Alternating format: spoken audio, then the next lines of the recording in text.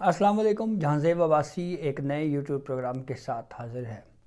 آج کی اس ویڈیو میں ہم بات کریں گے سابق چیف جسٹس جو ہیں انہوں نے 7 رکنی آئینی بینچ کے اوپر کچھ الزامات عائد کیے ہیں۔ ان الزامات میں سے بہت ساری باتیں جو ہیں وہ محض تاثر کی بنیاد کے اوپر ہیں، اور سابق چیف جسٹس خود جب سپریم کورٹ میں تھے تو ان کے کون کون سے اہم کیسز سنے جس کے اوپر انہوں نے اہم فیصلے دیے، یہ بھی بہت اہم معاملہ ہے۔ اور انہوں نے جسٹس منصور علی شاہ کے ایک خط کے اوپر بھی بات کی ہے۔ جسٹس منصور علی شاہ اور سابق چیف جسٹس کی ایک رشتہ داری کا معاملہ بھی ایک کیس میں سامنے آیا تھا، وہ بھی اسی کیس سے جڑا ہوا ہے، اس کے اوپر بھی ذرا ڈسکشن کرتے ہیں۔ تو تفصیلات آپ کو بتانے سے پہلے ایک چیز تو واضح کر دیں کہ کل ملٹری کورٹس کیس جو ہے وہ سماعت کے لیے مقرر ہے۔ جسٹس امین الدین خان کی سربراہی میں 7 رکنی آئینی بینچ کل پھر فوجی عدالتوں میں 9 مئی کے واقعات میں ملوث ملزمان کے فوجی عدالتوں میں ٹرائل کے خلاف انٹرا کورٹ اپیلوں کے اوپر سماعت کرنے جا رہا ہے۔ یہ معاملہ ہے کیا؟ اس کا بیک گراؤنڈ تو آپ بالکل جانتے ہیں، اس کے اوپر ہم بہت زیادہ ڈسکشن بھی کر چکے ہیں،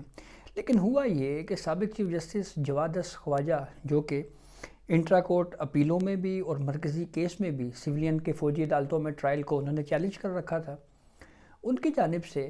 ایک سی ایم اے فائل کی گئی، ایک متفرق درخواست، جس میں سابق چیف جسٹس جواد خواجہ نے یہ کہا کہ 26ویں آئینی ترمیم پر فیصلے تک ملٹری کورٹس کی پروسیڈنگ کو روکا جائے۔ اس درخواست کو نہ صرف خارج کیا گیا آئینی بینچ کی جانب سے، بلکہ اس کے ساتھ ساتھ جرمانہ بھی عائد کیا گیا سابق چیف جسٹس کو، اور ساتھ یہ بھی کہا گیا کہ یہ ڈیلے ٹیکٹس ہیں، یعنی اس کیس کو میں تاخیری حربے استعمال کیے جانے کی بنیادی طور کے اوپر یہ ایک کوشش کی جا رہی ہے۔ اس پہ ریویو فائل کیا ہے سابق چیف جسٹس جواد خواجہ نے۔ جواد خواجہ جب سپریم کورٹ کے جج تھے تو بہت اہم فیصلے انہوں نے کیے، بالخصوص سابق فوجی آمر پرویز مشرف کے اوپر غداری کا مقدمہ چلانے کے لیے جو درخواستیں سپریم کورٹ میں آئی تھیں، ان کے اوپر جو بینچ بنا تھا اس میں جواد خواجہ کی سربراہی میں بینچ تھا، جس نے پھر فیصلہ دیا، اور پھر اس فیصلے کے بعد جنرل مشرف کے اوپر آرٹیکل 6 کے تحت خصوصی عدالت بنی اور پھر ٹرائل چلا۔ جواد خواجہ لاپتہ افراد کی بازیابی کے حوالے سے ان کے بہت اچھے فیصلے موجود ہیں۔ جواد خواجہ صاحب کے اوپر اب جو جرمانہ عائد ہوا ہے اس پہ انہوں نے جو ریویو فائل کیا ہے، ایک تو جواد خواجہ نے اپنی اس جو ریویو فائل کیا ہے اس میں یہ کہا ہے کہ 20,000 روپے جرمانہ عائد کرنے کا جو فیصلہ ہے اس پہ ریویو فائل کرتے ہوئے کہا ہے کہ 26ویں ترمیم تک پر فیصلے تک، جب تک 26ویں آئینی ترمیم کا حتمی فیصلہ نہیں ہو جاتا اس وقت تک ملٹری کورٹس انٹرا کورٹ اپیلوں کے اوپر سماعت روکی جائے۔ اور پھر ساتھ یہ بھی کہا ہے کہ میرے اوپر جو جرمانہ عائد کرنے کا جو فیصلہ ہے اس پہ بھی جو ہے وہ اس کو ختم کیا جائے، حذف کیا جائے۔ اس جو ریویو ہے اس میں سابق چیف جسٹس جواد خواجہ یہ کہتے ہیں کہ 20,000 روپے جرمانے کی ادائیگی کے حوالے سے کہ اس کے خلاف جو ریویو ہے اس پہ انہوں نے ایک تو یہ بات کہی ہے کہ 26ویں ترمیم کے فیصلے تک اپیل پر کارروائی مؤخر کی جائے۔ میری درخواست کو غیر ضروری قرار دینے کی جو آبزرویشن ہے کہ یہ غیر ضروری درخواست تھی، اس آبزرویشن کو بھی سپریم کورٹ کا 7 رکنی آئینی بینچ واپس لے۔ اور پھر اس کے ساتھ ساتھ یہ بھی کہا گیا ہے کہ سپریم کورٹ نے 11 جولائی 2024 کی سماعت کے بعد 5 ماہ تک دوبارہ کیس نہیں سنا، یعنی ڈیلے ایٹریبیوٹ جو ہے وہ جواد خواجہ صاحب نے اپنی وضاحت کی ہے کہ بھائی یہ جو تاخیر ہوئی ہے اس کیس میں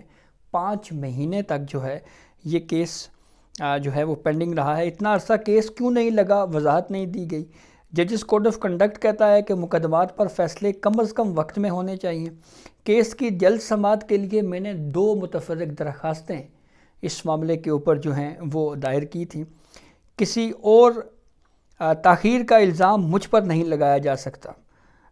اس میں جو آرڈر آئینی بینچ کی جانب سے دیا گیا تھا اس میں پٹیشنرز کا لفظ تھا کہ درخواست گزاروں کی جانب سے جو ہے وہ بے جا درخواستیں، جیسے کہ لائیو سٹریمنگ اس پروسیڈنگ کی جائے، فیصل صدیقی صاحب کی یہ درخواست تھی، لیکن پھر دوبارہ اس درخواست کو فیصل صدیقی صاحب نے جو ہے وہ بہرحال خود ہی واپس لے لیا تھا۔ اسی طرح بینچ کمپوزیشن کے اوپر اعتراضات، پھر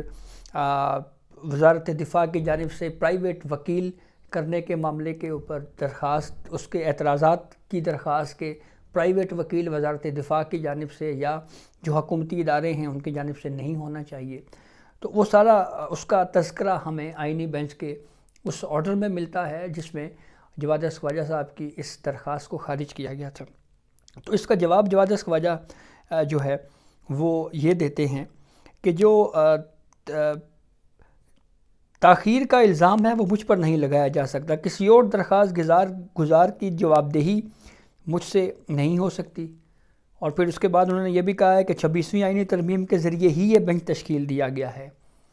اس لیے اور ساتھ یہ بھی کہا کہ میڈیا میں رپورٹ ہوا کہ موجودہ آئینی بینچ کے حق میں حکومتی ممبران جوڈیشل کمیشن نے ووٹ دیا، حکومت سویلین کے کورٹ مارشل کا دفاع کر رہی ہے، اٹارنی جنرل نے بھی آئینی بینچ کے حق میں ووٹ دیا جو وفاقی حکومت کی نمائندگی کر رہے ہیں۔ یہ تاثر ہے کہ حکومت کو ججز منتخب کرنے کا حق دیا گیا ہے، کس قانون کے تحت۔ اچھا، یہ ایک امپریشن کی بات جو ہے، یہ ایک سابق جج صاحب جو ہے وہ امپریشن کی بات کر رہے ہیں کہ یہ امپریشن ہے، یہ تاثر ہے۔ حالانکہ اس معاملے کے اوپر جج صاحب خود بھی جو سابق جج ہیں وہ جانتے ہیں کہ امپریشن کی بنیاد پہ یا محض خیالات کی بنیاد پہ یا تاثر کی بنیاد کے اوپر عدالتیں فیصلے نہیں کر سکتی۔ پھر اس کے بعد مزید انہوں نے یہ کہا جی کہ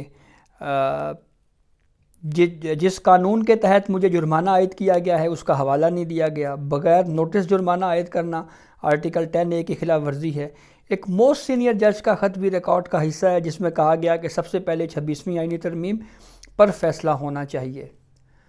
جسٹس منصور علی شاہ صاحب کا نام تو نہیں لیا انہوں نے، لیکن دی موسٹ سینئر جج آف سپریم کورٹ انہوں نے کہا جی ان کا بھی یہ خط اس حوالے سے ریکارڈ کے اوپر موجود ہے۔ اچھا، جب ملٹری کورٹس کیس پہلے فیز میں چل رہا تھا تو شروع میں تو جسٹس منصور علی شاہ صاحب اس بینچ کا حصہ تھے، لیکن پھر بعد میں ایک اعتراض ہوا، اور اعتراض یہ ہوا کہ جواد احمد خواجہ صاحب کی رشتہ داری ہے جسٹس منصور علی شاہ صاحب کے ساتھ، اس لیے وہ بینچ سے الگ ہو جائیں۔ تو اس اعتراض کے اوپر جسٹس منصور علی شاہ صاحب جو ہیں وہ الگ ہوئے تھے، تو وہی جسٹس منصور علی شاہ صاحب ہے جن کے خط کا حوالہ جواد احمد خواجہ صاحب نے یہاں پہ دیا ہے۔ اور اس کے ساتھ ساتھ ایک اور بھی بڑی انٹرسٹنگ بات جو ہے وہ اس جو ریویو ہے اس میں دی گئی ہے۔